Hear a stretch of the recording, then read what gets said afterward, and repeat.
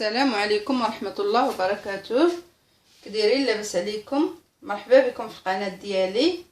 اليوم غنحضر معاكم واحد القرص او القراش البلديين. كيجيو هاد القراش الخفاف وكيجيو كي القطن ويجيو زوينين، وانتم غادي تتبعوا معايا كاع المراحل.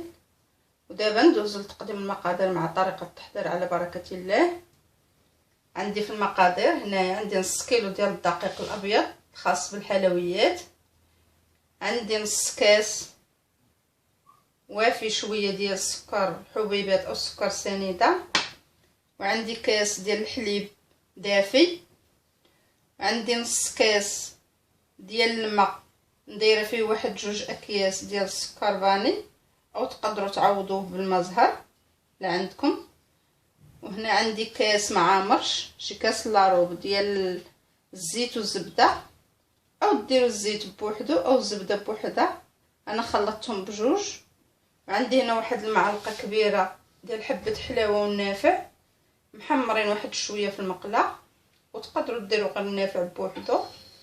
عندي هنا واحد 2 معالق كبار ديال الجنجلان او السمسم محمرين تما شويه في المقله، وعندي 2 بيضات، وعندي معلقه كبيره ديال الخميره حبيبات خميره الخبز، وعندي كيس ديال خميره الحلوى من وزن 7 غرام.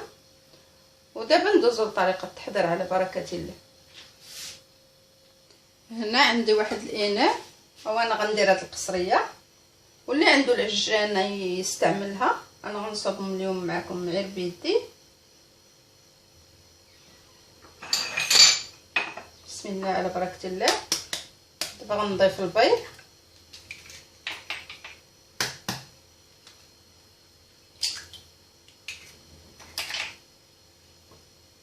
غندير داك السكر حبيبات، وما تنساوش قريصه ديال الملح خميره الخبز،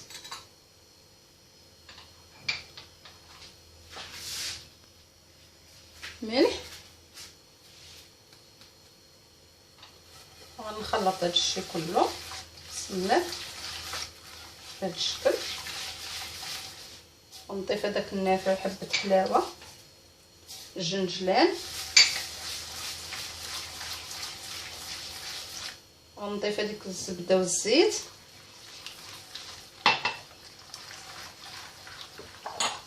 وغنضيف هذاك الماء اللي مخلط مع السكر فاني او الماء زهر.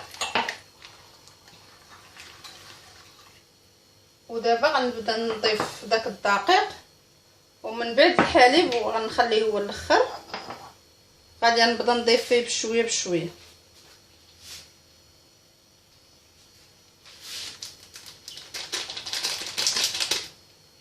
هاد القراشر راه كيجيو زوينين بزاف، كيجيو اكثر من رائعين، وكيجيو خفاف، كيجيو كلهم فشفشين كالقطن.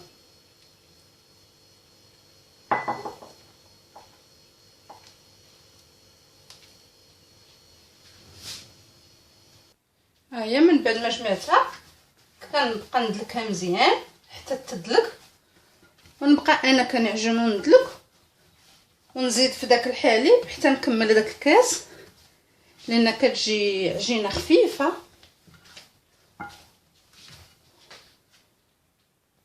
ها هي من بعد ما عجنتها ودلكتها مزيان صبحت بهذا الشكل. بقيت كنعجن وكنضيف داك الحليب، شوف كيصبح شكلها هكا، كتجي خفيفه وكتبقى تلصق في اليدين ديالكم. هانتوما كيف ما كتشوفوا. دابا غندير واحد شويه في يديا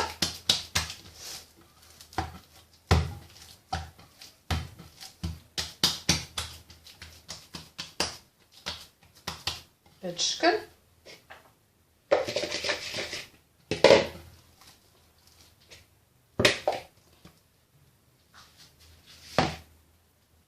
انا درتها في هذا الاناء، راه كتجي خفيفه بزاف كيف ما كتشوفوا. وغادي نغطيه ببلاستيك غذائي وغنخليها حتى يضاعف الحجم ديالها، وعاد نرجع معكم.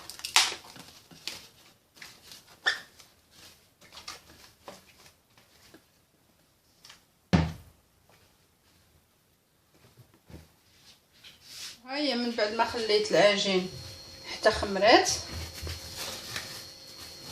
وتضاعف الحجم ديالها، حيت هي كتلتصق. دائما كندير الزيت في اليدين ديالي وكنجبدها بحال هكا، نخرج منها ديك الخميره. هانتوما كيف ما كتشوفوا كيجيو قراش الهائلين. من بعد كندهنها بالزيت باش ما تلصقش ليا.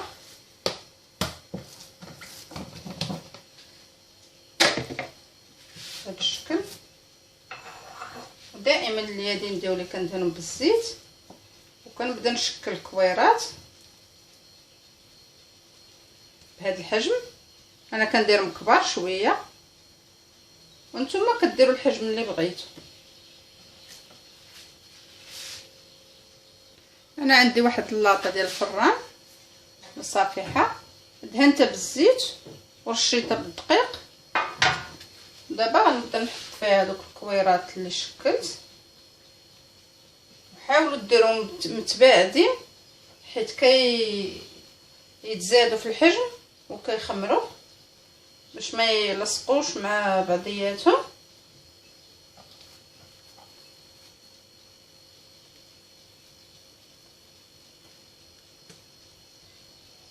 وانا سخنت الفران من قبل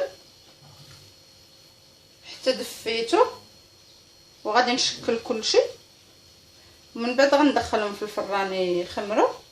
دابا مني درتهم في اللاطه غنبدا نورك عليهم بالاصابع ديالي بهذا الشكل باش ما يجيوش منفوخين بزاف، حيت هادو قراش البلديين ومع فيهم الخميره غادي يتنفخوا.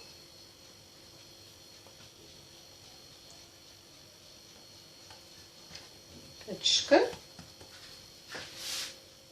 ها هو من بعد ما شكلتهم وضغطت عليهم باليدين ديالي بحال هكا.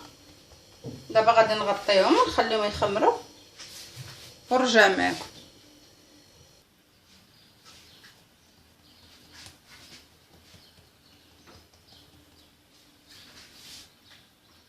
ومن بعد ما خليتهم خمروا ما تخلوهمش كيخمروا بزاف حتى يخسروا. هاهم صبحوا بهذا الشكل.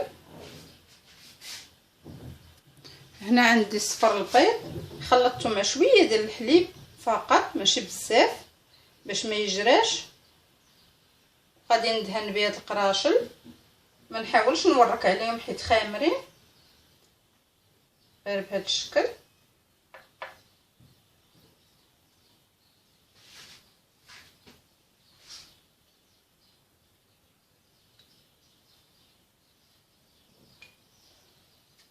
وغنشعل الفران مزيان، نسخنو مزيان بحال باغا نطيب الخبز،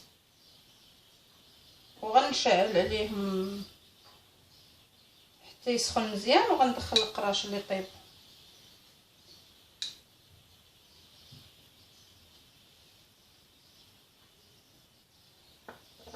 بهذا الشكل غنبقى غادي على هذا الشكل حتى نكمل كلشي.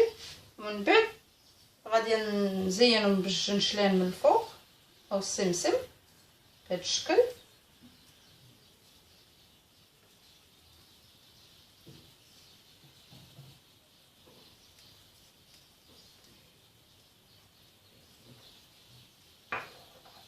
ودابا غادي نكمل كلشي وغندخلهم يطيبوا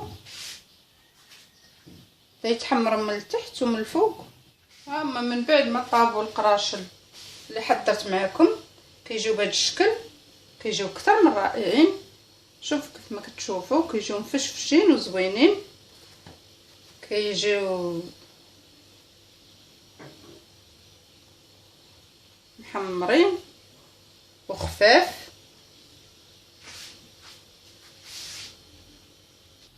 هو كيف ما شفتوا معايا من بعد ما كملتهم جاو بهذا الشكل، ما كيجيو مشقين ما كيجيو هادي وكيجيو خفاف.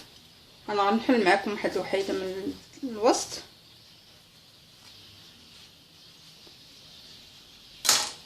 باش تشوفوا من الداخل. شوفوا كيف كيجيو قطنيين كلهم مفشفشين. وهذا هما القرص اللي حضرت معكم، كيجيو اكثر من رائعين.